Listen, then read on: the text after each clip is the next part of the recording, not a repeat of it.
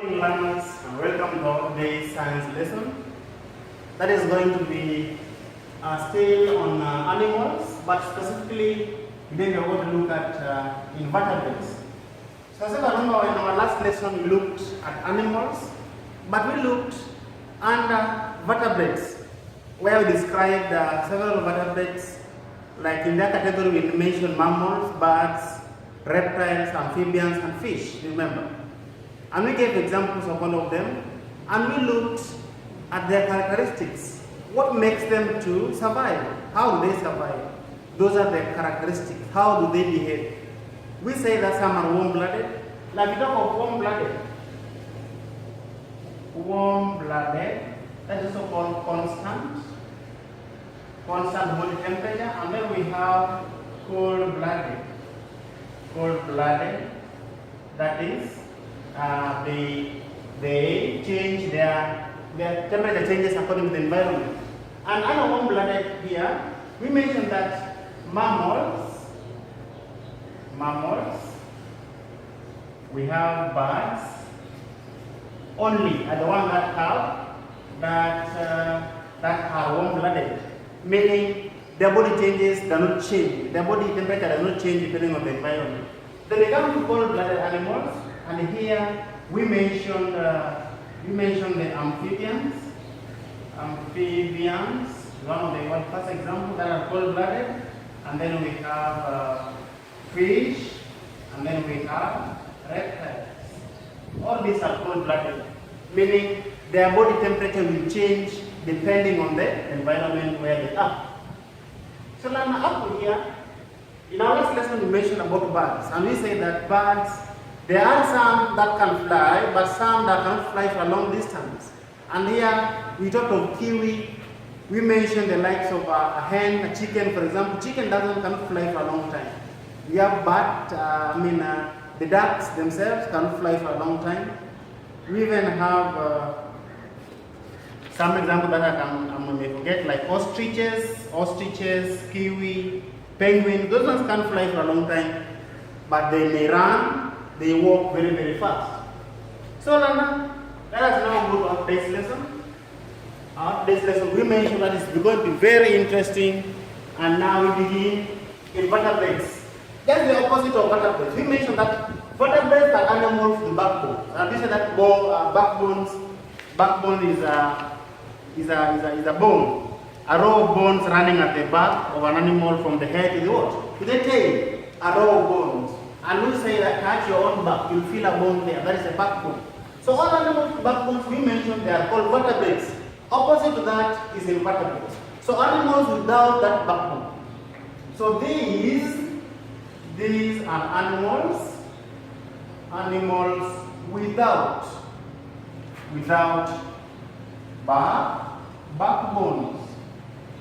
They don't have the bone. They are animals without the backbone. Animals without backbone. And again, we don't need to mention the examples. So common invertebrates include the following. A, we're going to talk of insects. Insect is the first example. Then B, we'll mention arachnids. And arachnids here you may not have, you may not have heard this word, but these are just like insects.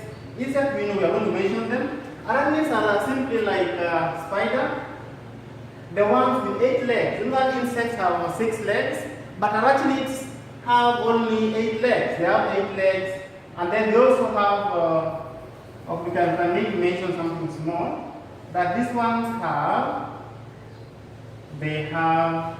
2 body parts, contrary to insects that have 3 body parts. We know that insects have 3 body parts: head, thorax, and abdomen. As compared to arachnids that have only 2 body parts, the head and the abdomen. They don't have the thorax. Examples of this: they have 2 body parts, they have 8 legs.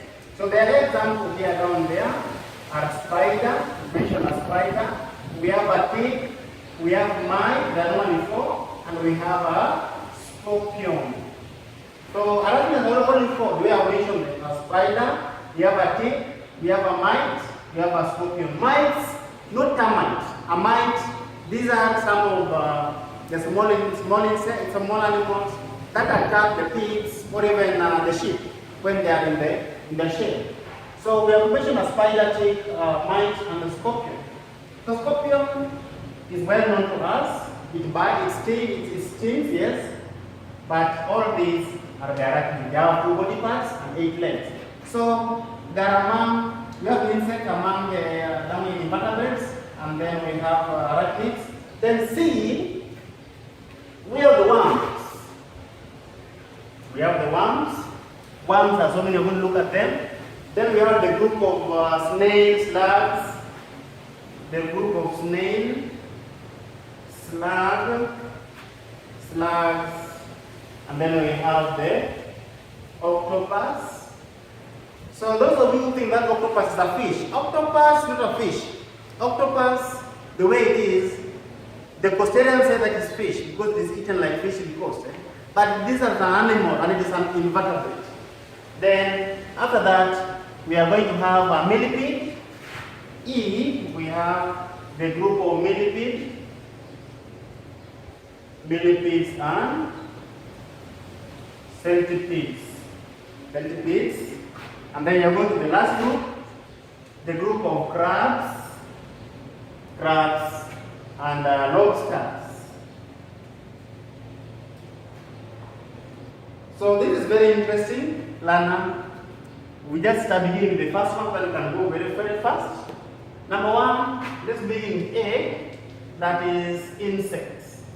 So what can I say about insects, Lana? Just to mention some few of them.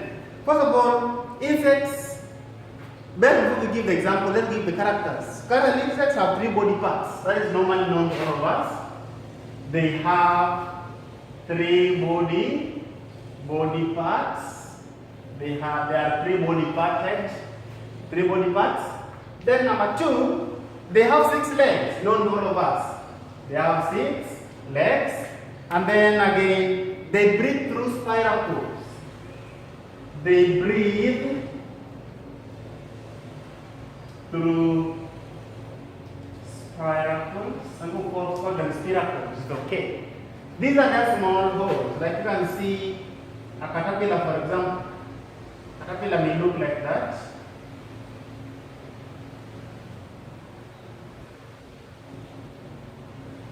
I've just drawn how it may look like. Then you will see the holes, some small holes on them. Those are the spiracles.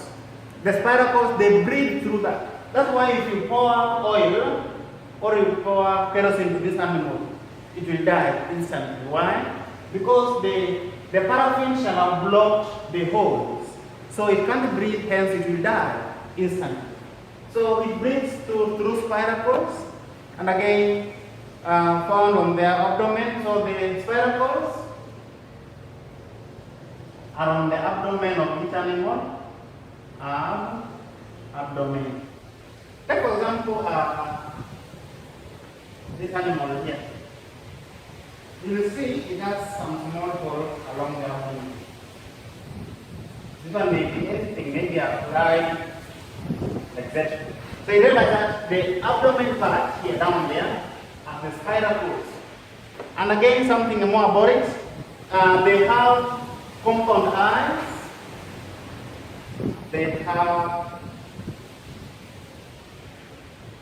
compound eyes. Compound eyes are those ones that can see any angle. They are not only focused in front like for us, but they are also able to see the surrounding. That's why you get it very hard to get hold of a grasshopper. Because as soon as you are going to hold it, it shall already seen you and gone away. So they have compound eyes. And then lastly, most insects have wings. Most of them have wings. They are wings. And they are how many? They are having 2 pairs. 2 pairs of wings. I just drew one animal here. Let me now draw it well and name it. I just drew a small animal here of this type. These are the spiracles, small coils. And then we have the pairs of wings.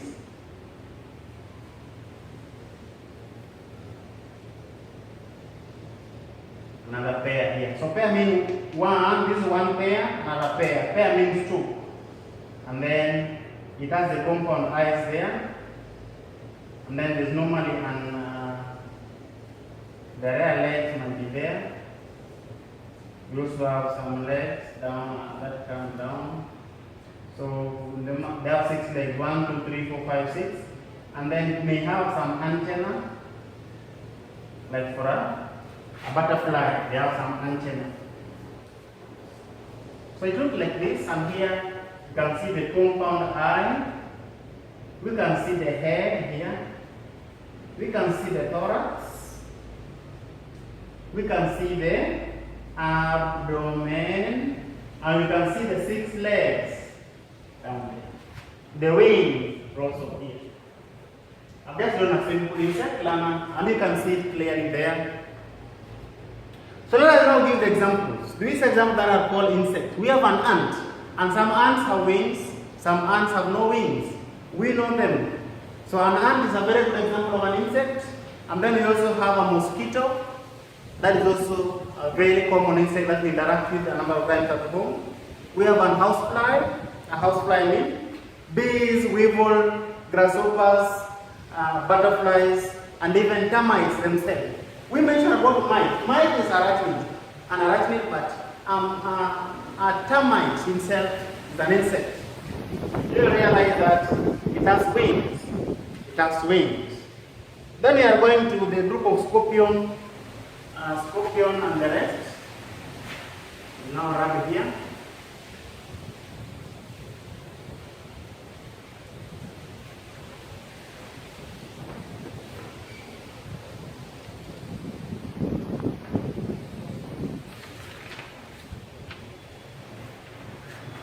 So the group B, now go to the group of scorpion.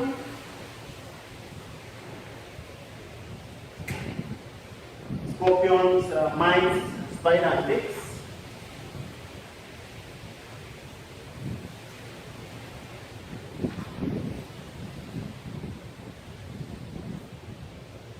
I mentioned that they are called arachnids.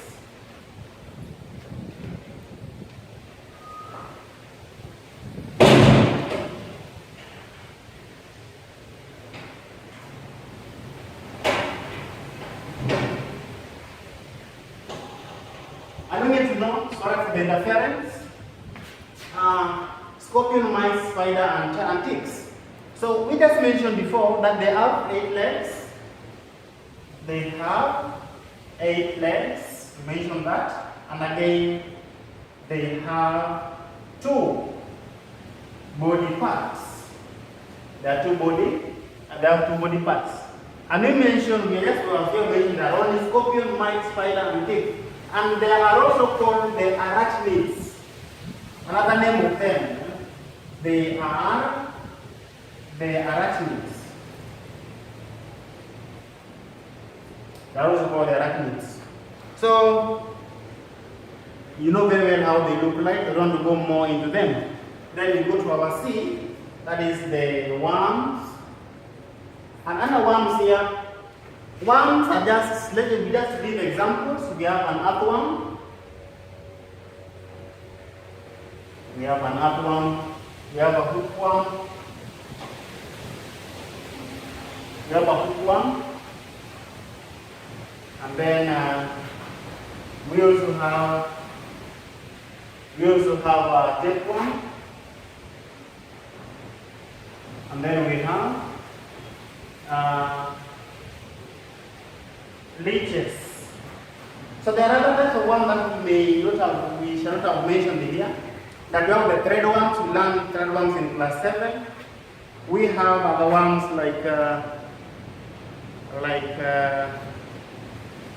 okay, maybe just mention but a few. The tapeworms, those are the ones that are majorly inside. They live in the intestines of animals. They are majorly found in the intestines of animals. Then after that, learner, We are going to go to the groups of slugs, snail,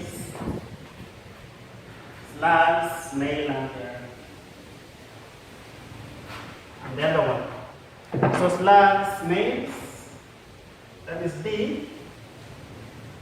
Slugs, snails, and then we have the octopus. Then, as I mentioned, octopus is not a fish. Octopus is an invertebrate, and that is the group where it is found. So don't classify octopus under fish as the crustaceans do. So these are animals with very soft bodies. They have very soft bodies. Their bodies are very soft. And again, snails have shells. You know that snails have a shell. They have shells.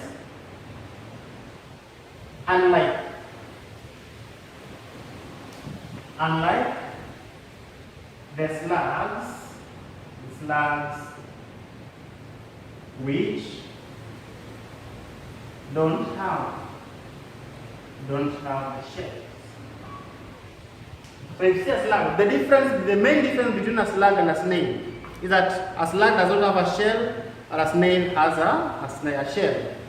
So snails have shells while slugs lack shells. Octopus have tentacles, the arms, which they use to hold things.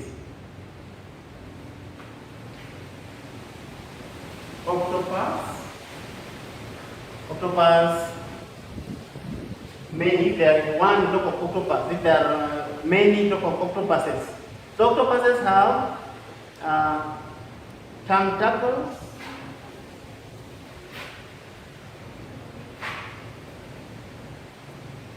they have tentacles, or they are also called arms at times. They have arms, which they use to hold things.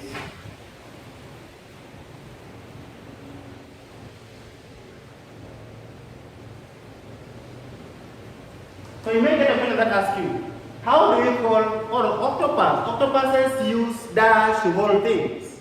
They use the tentacles to hold things that maybe they have caught.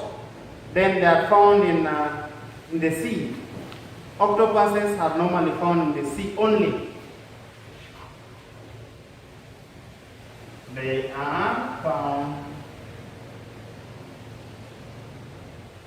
in the sea. You can't get an octopus in the lake, for example. Then this group of millipedes and centipedes, we know very well that their bodies are divided into many parts. Not like the group of E. Here we talk of the millipedes and centipedes. And as we have just mentioned, that there are many body parts. Many body parts. Not like insects that have 3 body parts, arachnids have 2 body parts. These ones have many. We just drew, maybe you can draw an example here of a centipede. Here it has many legs. And then bodies in segments. So these are the segments. Many body parts. These are the many body parts. And then it has many legs. This is how the animal looks like. It's a funny animal. They have many legs. They have several pairs of legs. And then we go to the last group, that is the lobsters and crabs. So they are animals which live in water. Learn that lobsters and the crabs live in water. Do you know that? And again, they have a hard outer shell.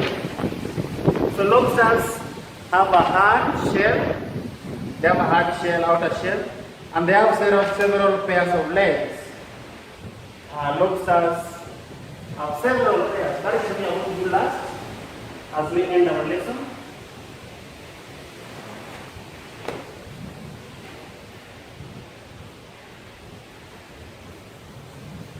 We have the lobsters and crabs.